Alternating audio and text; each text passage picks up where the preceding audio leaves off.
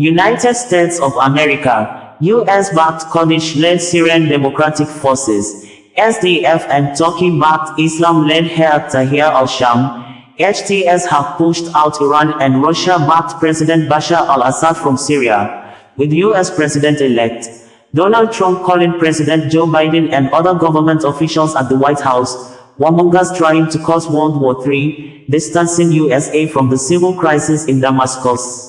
Local media reported with videos that Christians in Damascus gathered at a church Saturday night to pray for guidance as the opposition Islamic and Kurdish rebels closed in on Damascus.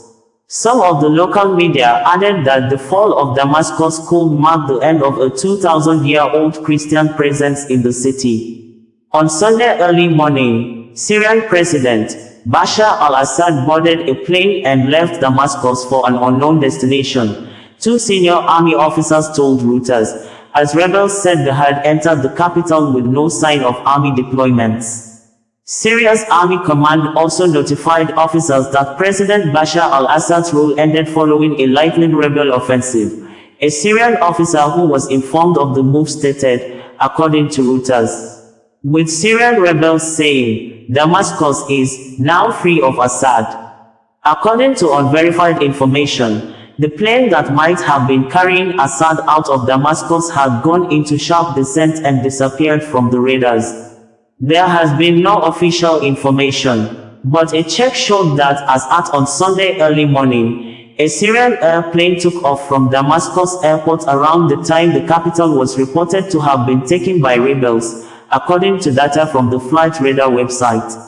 The aircraft initially flew towards Syria's coastal region, a stronghold of Assad's Alawite sect, but then made an abrupt U-turn and flew in the opposite direction for a few minutes before disappearing off the map. Iran had earlier started to evacuate military commanders from Syria, in a sign that the regime is losing faith in Bashar al-Assad's ability to hold back a rebel uprising which started newly on November 27, 2024, advancing fastest unlike since the civil war in Syria began in 2011. Tehran has sent commanders and staff back to neighboring Lebanon and Iraq, the New York Times reported, citing 3 Iranian officials and regional officials. The renewed fighting in Syria had brought into focus the role of foreign powers in the country. Turkey, Iran, Russia and the US have all deployed troops in Syria since 2011, while Israel mounts frequent airstrikes in Syrian territory. The surprise rebel offensive advanced so quickly that its troops were, as of Saturday, within 12 miles 20 kilometers of the southern gate of Damascus, Hassan Abdul Ghani, the rebel commander, said. Israel Ministry of Foreign Affairs in a statement on Saturday, said, over the past 24 hours, armed forces have entered the buffer zone on the Syrian side of the border with Israel. Among other actions, attacks were carried out against United Nations Disengagement Force (UNDOF) forces in the area. Israel is concerned about violations of the 1974 disengagement agreement between Israel and Syria, which also pose a threat to its security, the safety of its communities, and its citizens, particularly in the Golan Heights region. The State of Israel does not intervene in the internal conflict in Syria, Israel Foreign Ministry statement ends in quote. Thousands of Kurds have fled their villages in northern Syria after Tal Rifat was captured by the Turkish-backed rebel group, Syrian National Army, SNA. For many of the Kurds, according to local media reports, it was the second time they have had to abandon their homes. They had already fled the capture of the Afrin region in 2018. Videos online showed anti-government protesters toppled the statue of Hafiz al-Assad in Hama, Syria. The crowd started chanting as the statue of Bashar al-Assad's father was pulled down. Syrian rebels made their biggest gains since the war began 13 years ago, striking a devastating blow to President Bashar al-Assad. Crowds were seen in the city of Hama chanting, "God is great," as a statue of his father was pulled down by anti-government protesters. Close watchers said, in Syria, the U.S. maintains no formal diplomatic relations with the government of embattled President Bashar al-Assad for years.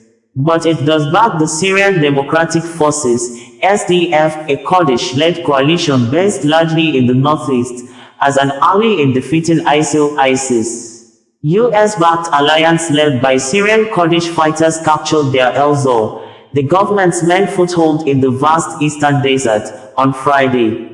The rebels seized Aleppo and Hama in the northwest and center earlier in the lightning offensive that began on November 27, 2024. The Syrian Kurdish force said Islamic State, a jihadist group that imposed martial law under its harsh rule before its defeat by a US-led coalition in 2017, had taken control of some areas in eastern Syria. Aaron Lund, a fellow at think tank Century Foundation, said Assad's government was fighting for their life at this point. Syrian rebels on Saturday had said they seized control of the southern city of Daraa on Saturday, the birthplace of a 2011 uprising against President Bashar al-Assad and the fourth city his forces have lost in a week. The rebels said the military agreed to make an orderly withdrawal from Daraa under a deal giving army officials safe passage to the capital Damascus, about 100 kilometers, 60 miles, north, and videos posted online showed government forces abandon their positions.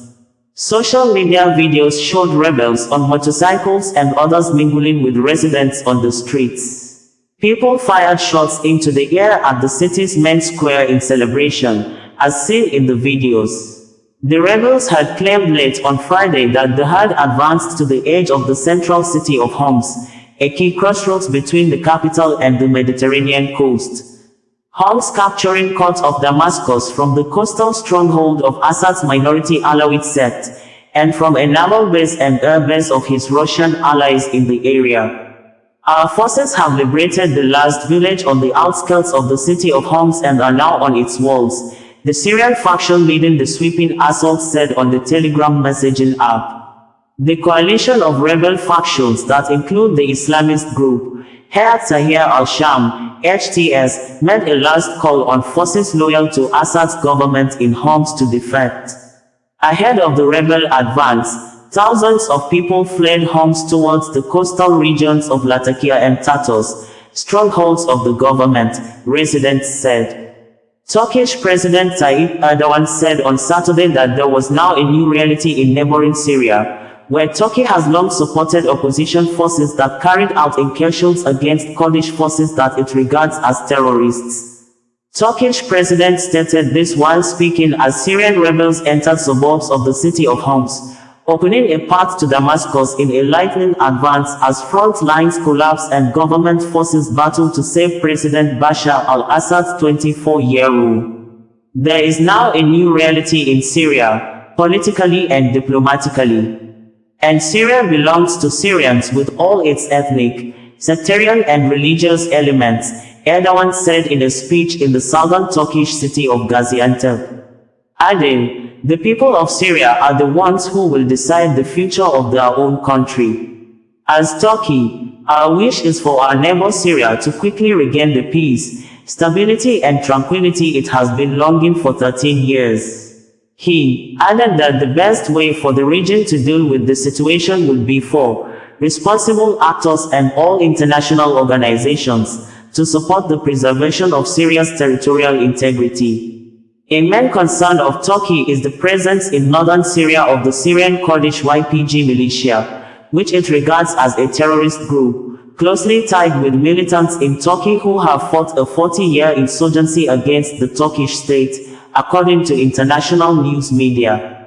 Local media reported that the Syrian rebels had claimed full control of Hama, a significant blow to President Bashar al-Assad's regime after the military pulled out of the city. The leader of the Islamist militant group Hayat Tahrir al-Sham, HTS, Abu Mohammed al-Jolani, declared victory in Hama, promising no revenge for those who had fought against them. Earlier, HTS fighters and their allies stormed Hama Central Prison, releasing hundreds of inmates after intense fighting. The Syrian military reported redeploying its troops outside the city to avoid further urban combat and protect the life of civilians. Hama, a city of 1 million people located 110 kilometers south of Aleppo, was captured by rebels after they launched a surprise offensive from their stronghold in the northwest. Despite reinforcements sent by the military and air support from Russia, the Syrian army was unable to prevent the rebels from overtaking the city on Thursday, according to residents. Rebel commander Hassan Abdul Ghani reported intense fighting across several districts in Hama. By the afternoon, he confirmed that hundreds of prisoners had been freed from the central prison, and the city was fully liberated. The rebels also secured Hama Military Airport and the strategically important Jabal Zain al-Abidin Hill, which overlooks the key Damascus-Aleppo highway. In a statement, Abu Mohammed al-Jolani said the fighters had entered Hama to cleanse the wound that has endured in Syria for 40 years. Jim Chimeri, a center-right conservative, had said on his X social media platform that the ancient city of Damascus, one of the oldest continuously inhabited cities in the world, finds its Christian community facing an increasingly grim future as the Syrian civil war continues to rage. For nearly 2,000 years, Christians have been an integral part of the city, contributing to its cultural, social, and religious identity. Yet today, this rich Christian presence is under direct threat from the radical Islamist factions that now plague the region. Damascus holds a special place in Christian history, being the site of the conversion of Saul, later known as Paul the Apostle, whose dramatic transformation marked a pivotal moment in Christian tradition. For centuries, the city has been home to ancient churches, monasteries, and Christian neighborhoods that serve as enduring symbols of the faith. However, as the war deepens, these vital Christian sites are now facing destruction at the hands of radical groups. While the Syrian government currently maintains control of Damascus, the surrounding areas are rife with violence and instability. Rebel factions, many of which include Islamist extremist groups like ISIS and Al-Qaeda affiliates, continue to challenge the government. These jihadist elements, driven by a fundamentalist ideology, pose an existential threat to Christians, as their ideology often involves the violent persecution of religious minorities, including forced conversions, abductions, and killings. For Christians in Damascus, the situation is dire. Despite the authoritarian nature of the Assad regime, many Christians view the government as a protector against these extremist forces. Under Assad's secular rule, Christians have had a level of protection not afforded to religious minorities in other parts of the Middle East. However, as radical Islamist groups grow in strength, this protection has become increasingly fragile. The presence of such groups in surrounding areas only heightens the risk to the Christian community in Damascus, as the city could soon become a battleground between these extremists and the government forces. The fall of Damascus to such hostile forces would have catastrophic consequences for the Christian population. Radical groups like ISIS have already shown their brutal intolerance for religious minorities, including Christians, by destroying churches, forcing conversions, and perpetrating unspeakable violence. Should Damascus fall, these extremists would almost certainly attempt to erase the Christian presence, leading to the destruction of churches, monasteries, and cultural landmarks that have stood for centuries. This would likely result in a mass exodus of Christians, marking the end of a community that has been a cornerstone of Damascus' identity for nearly 2,000 years. As the threat to Damascus grows, many Christians in the city have turned to prayer for guidance and protection. Church gatherings have become a means of holding on to faith, not just for personal survival, but for the preservation of their religious identity and heritage. Their prayers are both a cry for divine intervention and a plea for the international community to recognize the grave danger they face and act in their defense. With many Christians already fleeing to safer regions or abroad, those who remain in Damascus continue to hope they can preserve their homes and legacy. Their prayers reflect both the fear of what may come and the hope that one of the world's oldest Christian communities can endure the storm of radical Islamist violence. As the international community watches the broader Syrian conflict unfold, the plight of Syrian Christians calls for urgent attention. The need for global Christian solidarity has never been more pressing. The survival of Christianity in Damascus, one of the faith's most historic centers, is now hanging by a thread, threatened by the growing rise of radical Islamist forces determined to eradicate its presence, James stated in quote. Donald Trump, the U.S. president-elect, on his X social media handle on Saturday, said, with some of his words written completely in capital letters, that, I am hereby demanding that the U.S. do not get involved in the conflict between Syria, Russia and Iran. This is not our fight. We should not send one penny to Damascus or any other party involved. We cannot let the warmongers in the White House succeed in starting World War III. Opposition fighters in Syria, in an unprecedented move, have totally taken over numerous cities, in a highly coordinated offensive, and are now on the outskirts of Damascus, obviously preparing to make a very big move toward taking out Assad. Russia, because they are so tied up in Ukraine, and with the loss there of over 600,000 soldiers, seems incapable of stopping this literal march through Syria, a country they have protected for years. This is where former President Obama refused to honor his commitment of protecting the red line in the sand, and all hell broke out, with Russia stepping in. But now they are, like possibly Assad himself, being forced out, and it may actually be the best thing that can happen to them. There was never much of a benefit in Syria for Russia, other than to make Obama look really stupid. In any event, Syria is a mess, but is not our friend, and the United States should have nothing to do with it. This is not our fight. Let it play out. Do not get involved. Donald Trump words end in quote. Bringing you the news in a more digital way.